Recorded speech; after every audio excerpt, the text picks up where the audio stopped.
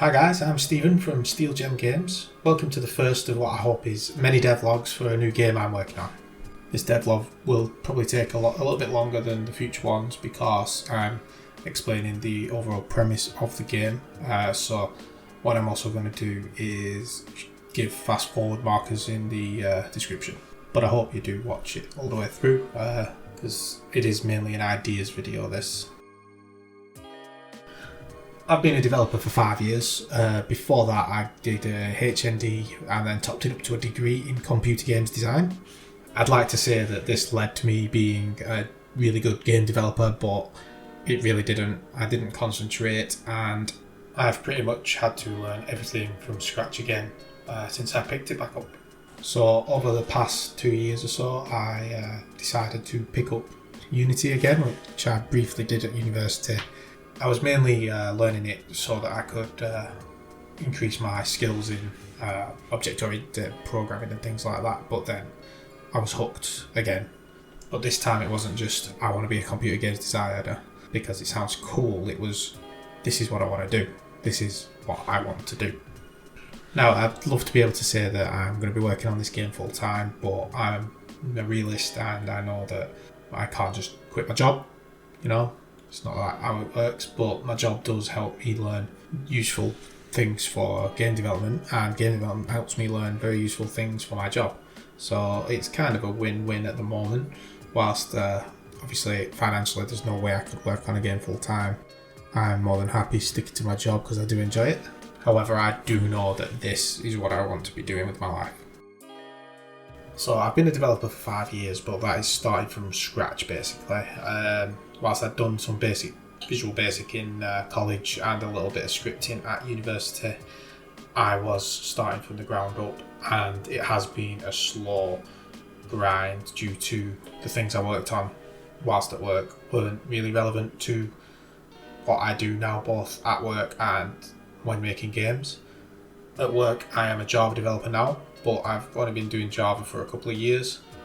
Now Java helped me pick up C# because they are very similar, don't care what anyone says, but the reason I'm saying this is because I need people's help. After all, I am still learning and I would love to learn together. Now I'm hoping the YouTube community and the Twitch community will help me out, and I do think that together we can make something really good. So, down to the game.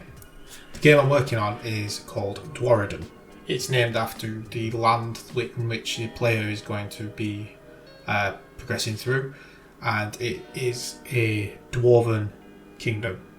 What I will say is nothing on this journey is set in stone, including the name, so I want feedback if possible on that. That would be great.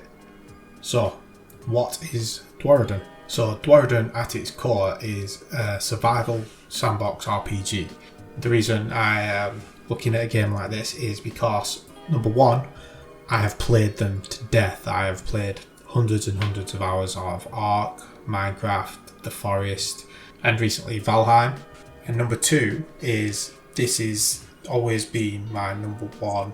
If I could make a game, it would be one of these. Now point number two stems from point number one. As much as I love those games, there is always things I wish they had that they don't, or directions I wish they'd go but they haven't. Now that is obviously personal preference, but that has led to me being able to create a game that I would love to play myself. Have all the features that the other ones don't, as well as obviously the good features that they do. So that is why I've selected this as my main genre focus. Now the reason I say main genre is because I am hoping to implement a dungeon system. I'm calling it the Eternal Dungeon. Now this will be a procedurally generated dungeon with a recipe or resource that is quite valuable as a reward that you can then take outside and use in the survival area. The difference is in here the only things you'll be able to craft are weapons and traps, and what you will be doing is defending the resource from waves of enemies. So this idea is based on the premise of games like Orcs Must Die and the original Fortnite before it went Battle Royale. So Orcs Must Die is a brilliant game. It's a linear tower defense game, but you are defending a portal from a hell of a lot of orcs. Now, you can't deal with them on your own. What you need to do is place traps around the environment. Great game, recommend you play it, but what I am suggesting is these traps are things you need to learn from doing these dungeons and through the survival areas as well. And you will craft them before you go into the dungeon and at a push inside the dungeon if you're lucky enough that the enemies drop enough resources for you to create further traps. So planning is key from the get-go with this, whereas Orcs Must Die you kind of just earn as much money as you can and build more traps, which obviously there's nothing wrong with that, but I am going down a different route in terms of that. So like I said earlier, nothing in this project is set in stone. I am obviously open to suggestions, but the way I want this dungeon to work currently is you go in, place your traps, and you have these waves upon waves of enemies, and you hold them off for as long as you can, and the longer you hold them off, the more impressive the loot pool will be. Now, what I also want to do is occasionally be able to rescue NPCs from the dungeon, and upon doing that, these NPCs will aid you in the survival world. Now that brings us on to the next area of the game, which is a base builder. Now, all survival games have base building or some sort of camp building in my experience. All the ones I've played have, which is no different here. You build your house, you can build a fort, you can build whatever you want. However, what I am hoping to implement is you can build certain bases, you can have them looking how you want in my head. However, you can assign those bases to these NPCs that you rescue from the dungeon. Now, for example, you want a lumber mill, you can craft what could be a lumber mill and assign this NPC that you saved to that, and they will passively get you resources in order for you to carry on doing the dungeons and progressing and exploring the survival area without worrying too much about gathering the resources. Now, I'm not saying they're going to replace you and an axe chopping the resources down, because that would take away from the game. They are just an extra little bonus. I also feel like when I played Minecraft, I always wanted to have a community, because I build all these houses and they don't have me living there. So I feel like having that sense of you actually building a community, you're doing the building, but NPCs are actually living in your buildings, is something that Minecraft never got right, in my opinion. On top of that, it's not just a lumber mill. I'm thinking, they will get all the types of resources you can get at different rates depending on what the resource is. Set up a farm for you, things like that. And also potentially a shop, a trader that will come, and every now and again you might be able to purchase rare items for, certain currencies and things like that. So the final idea currently is more to do with how you come about doing all these things. Now, I don't want this game to be story driven.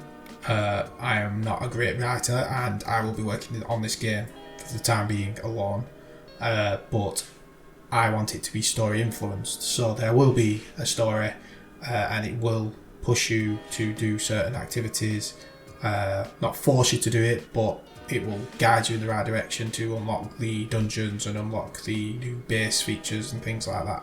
So what is the story for Dwaryden? Now, you will play as a dwarf explorer that crash lands on this island. This island is uncharted and has, as far as you're aware, no one living on there. One of the first things you'll come across once you start exploring will be a shrine, and in that shrine there is an ancient rune. Now, this rune is the most important thing in the game. First of all, this rune will be what will eventually lead you into the Eternal Dungeon, and also when you receive the rune you will start receiving strange messages in the form of a voice of a spirit of an ancient dwarf. Now, this spirit is what will guide the player through the story side of things and point them in the right direction when it comes to early game things like crafting and things like that. Now, with obtaining this rune comes also some negatives. All the evil creatures of Dwaryden will be attracted to the rune and they will attack your base throughout the night. This is going to mean you're going to need a set of traps and a defense for your base for when you're not around, and also you will be able to fight them off yourself if you are around. This is going to be more unforgiving as the game progresses and you level up. So one thing I would love to implement, and I will attempt to at some point, is a multiplayer aspect of the game. However, that is just not feasible with my current skill set and time. So like I said, this is a learning experience. I can see myself starting and restarting this game a few times, but what I've just explained to you is what I want to make. Now, I'd love to hear your thoughts about my plan of the game in the comments, but please don't be too brutal. And most importantly, I want to hear your genuine thoughts of my plan. And now, before I get loads of comments saying this is a huge scope for a game, I understand that. I am going to be doing it incrementally. I will be starting with the survival features, so the survival sandbox, leveling up, crafting, the base building side of things, and the story as far as learning how to play through the guide goes. Now, I've been working on this game for just 3 weeks, and in my opinion I've got quite a lot done. To say I have been working on attempting to do it all without tutorials other than the basic inventory tutorial and the minimap. I've got the crafting basics down.